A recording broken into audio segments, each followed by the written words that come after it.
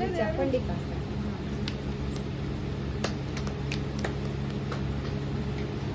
Okay, Usha గారు మరి మాట్లాడాలి అనుకుంటున్నాను. మరి మీరు ఎలాంటి పుట్టినరోజులు మంచిగా జరుపుకొని మాలాంటి తోడుగుట్టుగా ఒక అక్కగా చెల్లిగా మా అందరికీ ఇంకా మా తోబుట్టులు చాలా మంది ఉన్నారు. వాళ్ళు రాలేదు, వాళ్ళు ఏరే మీటింగ్లో ఉండటం వల్ల రాలేకపోయారు. కానీ వాళ్ళందరూ ఉంటే ఇంకా బాగుండేది. మళ్ళీ ఈసారి అందరం మళ్ళీ ఇక్కడ కలుసుకుందాం, మీ అందరితో మళ్ళీ చేద్దాము, మంచి పండగలాగా చేస్తాము. ఓకే,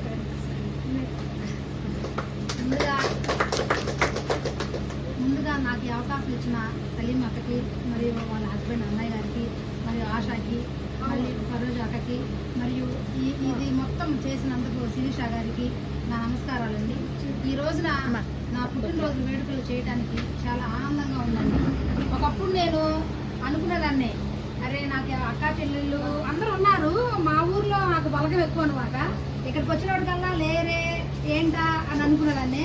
కానీ నేను 1 టౌన్ మహిళా ప్రెసిడెంట్ అయిన తర్వాత నాకు 23 మంది అక్కలు, వాళ్ళతో పాటు వచ్చిన అందరూ చెల్లెళ్ళు, ఇప్పుడు నా కుటుంబం 230 మంది అయ్యారు కుటుంబం. వాళ్ళందరూ ఏ విషయంలో అయినా సరే నాకు బాగా తోడ్పాటుగా ఉంటారు.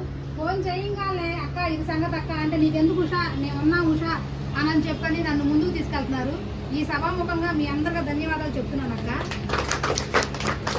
నాకు ఇంతటి అవకాశాన్ని ఈ కుటుంబాన్ని నాకు అందించిన నూరి ఫాతిమా గారికి మరీ మరీ మరీ కృతజ్ఞతలు తెలియజేస్తున్నాను. ఒకప్పుడు నాకు ఒక వార్డుకి మహిళా ప్రెసిడెంట్ అవ్వడానికి ఎంత కష్టపడ్డానో నాకే తెలుసు.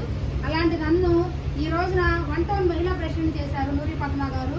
ఈ సందర్భంగా ఆమెకి నా కృతజ్ఞతలు తెలియజేస్తున్నాను. ఈ అవకాశం ఇచ్చిన సలీం అక్కకి, ఆశాకి, ఫరోజ్ అక్కకి, మరి అన్నయ్యకి, శిరీష్ అక్కకి merry thank you very much చెప్తున్నాను.